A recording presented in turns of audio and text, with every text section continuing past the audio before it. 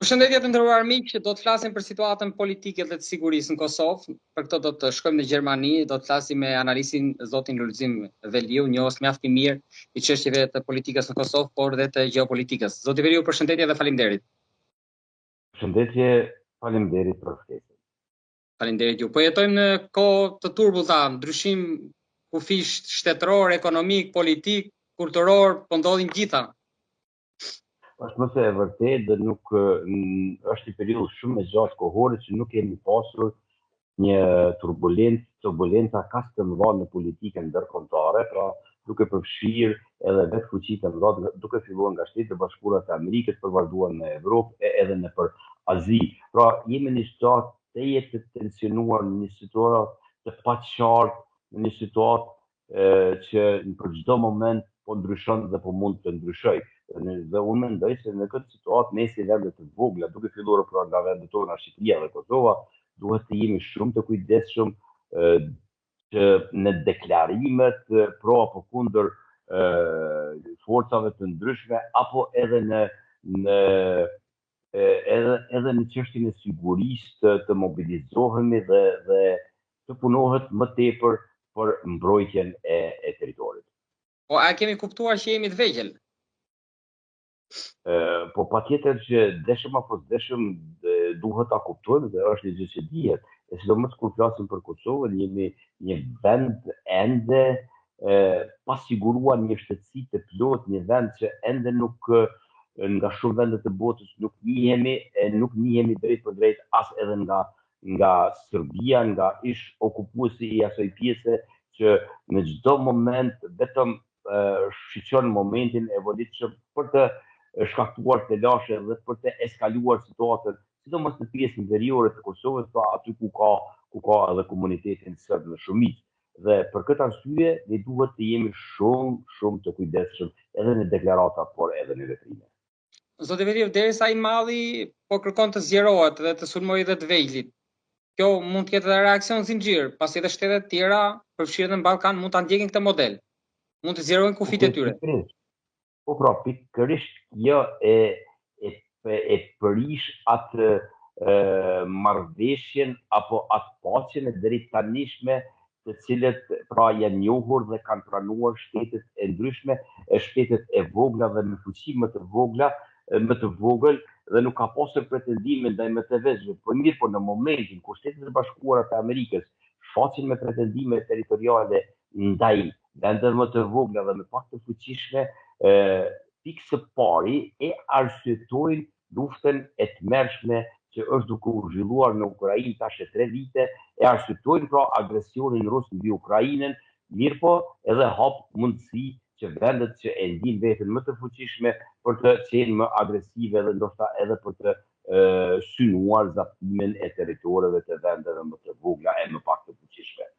Zoti Veliu, megjithatë, ministri i mbrojtjes së Kosovës, Eyub Maqedonci, ka deklaruar në emision në Prishtinë, në mos gaboj ditën e djeshme, që kur është pyetur nëse Kosova mund ta mbrojë veten pa KFOR-in, patjetër. Po, kam dëgjuar intervistën me gjithë respektin për zotin Maqedonci, që ka bërë një punë të mirë gjatë kësaj qeverisje, gjatë kësaj periudhe sa ai ka qenë ministër i mbrojtjes. Unë mendoj se një deklaratë e tillë nuk është në kohën dhe momentin e duhur. Unë mendoj se përderisa Kosova është nën protektorat, është jo protektorat, më falni, por përderisa Kosova është në mbrojtje nga forcat e NATO-s. Dhe në këto momenti kemi kaq shumë turbulenca brenda NATO-s. Kemi edhe fjalë se Shtetet e Bashkuara të Amerikës dojnë që të tërheqin një pjesë të madhe të forcave të tyre nga Evropa. Deklaratat e tilla nuk bëjnë mirë dhe janë kundërproduktive. Pra, megjithë ai në një farë mënyre ka dashur të arsyetojë dhe të argumentoj atë se gjatë kësaj periudhe është punuar shumë me forcën e sigurisë të Kosovës, është armatosur kjo forcë, është investuar shumë, mirë po sidos që të jetë, nuk është momenti të dalim me deklarata të tilla. Megjithatë, Departamenti i Mbrojtjes ka siguruar që forcat e KFOR-it do të vazhdojnë. Nuk ka një plan për momentin të lëvizjes tyre.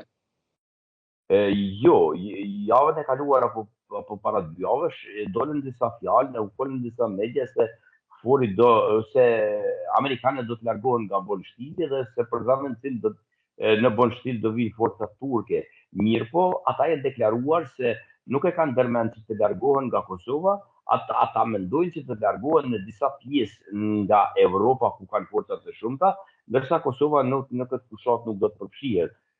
Nuk do të përfshihet. Pastaj një garancion të tillë e dha edhe shefi i NATO-s para javën e kaluar, kur garantoi se në Kosovë do të vazhdon të qëndron NATO dhe me NATO-n së bashku edhe Shtetet e Bashkuara të Amerikës. Por përse mendoni që do vinë shefi NATO-s në këtë kohë turbullire edhe me këtë përplasje të madhe, gjen hapësirë dhe kohë për të ardhur në Kosovë? Mendoni që ka indicie, ka informacion për diçka apo për dhënë mbështetje për diçka? Unë nuk thash se do vi në Kosovë, por thash se është mediave të Kosovë. Mediat e kanë lajmëruar që do vi. Mirë, në qoftë po tash jemi në një periudhë kur në Kosovë kanë mbaruar zgjedhjet, kemi edhe rezultatin përfunditar dhe jemi në një situatë të pritjes deri te arritja e një koalicioni për të krijuar qeverinë. Një paralajmërim për vizitë në Kosovë e kemi edhe nga Greneli, por edhe nga zyrtarë të tjerë europian, dhe java e ardhshme do të jetë e bujshme në Kosovë dhe pritet të ketë vizita të shumta, që unë mendoj se të gjitha kanë të bëjnë me çështjen e sigurisë së Kosovës, por në farë mënyrë për të bërë me dije edhe autoritetet kosovare se duhet të jenë të kujdesshëm në deklaratat e tyre kundrejt zhvillimeve që janë duke u bërë në rajon edhe më gjerë. Grenell, mendoni që do të ndikojë tek qeveria e re, ndoshta për të bashkuar opozitën? Unë mendoj se Greneli është një njeri që ka pasur kundërshtime të shumta edhe në mandatin e parë me kryeministrin aktual zotin Kurti, dhe ai do të provojë në çdo mënyrë që të mobilizojë opozitën kosovare për krijimin e një qeverie të re.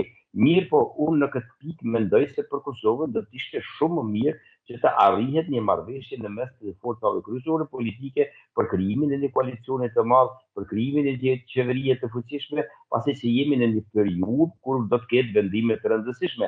Vendimet e rëndësishme në këtë rast ndoshta edhe të dhimbshme duhet të jetë një shumicë absolute, pra nuk mund ta bëj e vetme njëra apo pala tjetër, por duhet të jenë të gjithë së bashku për vendime të rëndësishme. Zoti Veliu, për të mos menduar ndoshta më të keqen shpërbrejën e NATO-s, por a ka ardhur momenti që ndoshta është edhe vonë për të forcuar aleanca dypalëshe mbrojtje në Ballkan, përveç se të bazohemi vetëm tek NATO, ndoshta Shqipëria me Kroacinë, Kosova? Unë mendoj se një pjesë e vendeve europiane kanë hapur syt tani dhe janë duke bërë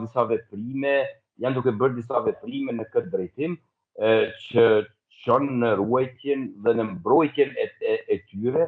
Për shembull, pikërisht Gjermania ka filluar një iniciativë për investime diku rreth 400 miliardë në mbrojtje dhe infrastrukturë. Pra ka ardhur një moment kur vendet evropiane nuk duhet të presin mbrojtjen nga Shtetet e Bashkuara të Amerikës, por duhet të mobilizohen dhe mbrojtjen e tyre ta bëjnë vetë. E kjo gjë më së miri do të ishte me krijimin e një force ushtarake europiane që do të arrinte për ta mbrojtur të gjithë Evropën.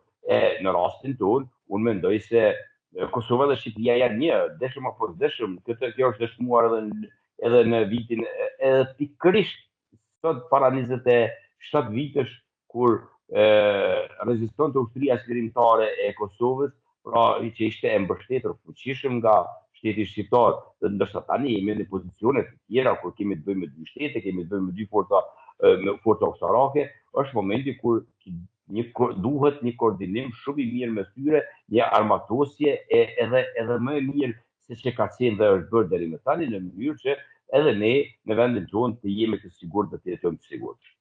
Edhe një pyetje të fundit kam, po hipotetike, në jug kemi konfliktin me Greqinë, konflikt nuk kemi, por nuk kemi heq ligjin e luftës. Ende është në fuqi, ndërkohë që konflikti me Serbinë larg dihet. Sa ditë mund të rezistojmë përballë një situate të paimagjinueshme me këtë armatosi që kemi ne? Po jo, unë nuk mendoj se duhet të shkojmë as larg, se në situatë të tillë me siguri se nuk do të vije që të kemi agresion nga të dyja palët. Është fakt se Greqinë nuk kemi për përkundër marrëdhënieve që janë zhvilluar, përkundër gjithë atyre emigrantëve që jetojnë edhe punojnë në Greqi, është një ligj i luftës që për mendimin tim është shumë i pakuptim në marrëdhëniet që janë në mes të dy vendeve. Pra, ai ligj i luftës është dashur të hiqet shumë kohë më parë. E mendoj se një gjë të tillë duhet punojnë të dy qeveritë, se nuk e kemi të nevojshëm ligjin luftën. Ndërsa sa i përket pjesës veriore, pra në kufirin me Serbinë, në këtë pjesë duhet të jemi shumë të kujdesshëm të vëmendshëm, megjithse aktualisht nuk shoh një rrezikshmëri të një sulmi të drejtë për drejtë të Serbisë mbi Kosovë, pasi tërësia territoriale e Kosovës mbrohet nga KFOR-i dhe si e tillë Serbia nuk do të ketë mundësi asnjëherë të bëjë një agresion ndaj Kosovës. Mund të ketë raste të tilla siç kishim më herët raste terroriste Bajska apo edhe kanali i Ibrit, por një sulm të forcave ushtarake serbe mbi territorin e Kosovës është gjë e pa imagjinueshme për momentin. Zoti Veriu, ju lutem me diçka, Erdogani mund ta zër vendin e SBA-s në qoftë se ka një tërheqje të butë nga Ballkani? Po unë nuk e shoh se do të kemi një tërheqje, më spoku nga Bonstili, nga baza e tyre në Bonstil. Unë shoh një reduktim që do bëhet një reduktim i forcave amerikane në Evropë, sidomos nga Gjermania, se Shtetet Bashkuara të Amerikës kanë disa baza në Gjermani. Dhe sipas të gjitha gjasave do mbetet vetëm një e tillë në Gjermani, pra të pjesa tjetër do të tërhiqet. Mirë po shihet se Trumpi ka një vrull agresiviteti të asaj politikës së tij, po pastaj kemi edhe një zbutje, kjo po shihet qartë tani edhe me rastin e Ukrainës dhe të Zelenskit. Dhe shumë shpejt pritet edhe një takim mes tyre. E zgjata po edhe diçka e fundit. Kosova çfarë mund t'i ofrojë SBA-s në marrëveshje? Të njëjtën gjë që Trumpi po e kërkon për mineralet, për tokat e rralla, po Kosova ka diçka pra nëse ta kapin në aspektin e biznesit? Jo, unë mendoj se Kosova duhet të jetë e kujdesshme, pasi që ne jemi shumë vend i vogël dhe për të ofruar Shtetet Bashkuara të Amerikës nuk është se kemi ndonjë gjë të madhe. Gjëja më e madhe që ne duhet t'i ofrojmë Shtetet e Bashkuara duhet të jetë ai partneriteti që ata e kërkojnë, koordinim i mirë me ta, ruajtja e qetësisë dhe stabilitetit në rajon, ajo është gjëja më e madhe që ne mund të bëjmë për Shtetet e Bashkuara të Amerikës, për paqen dhe për gjithë rajonin. Zoti Veriu, faleminderit shumë. Faleminderit, ishte kënaqësi.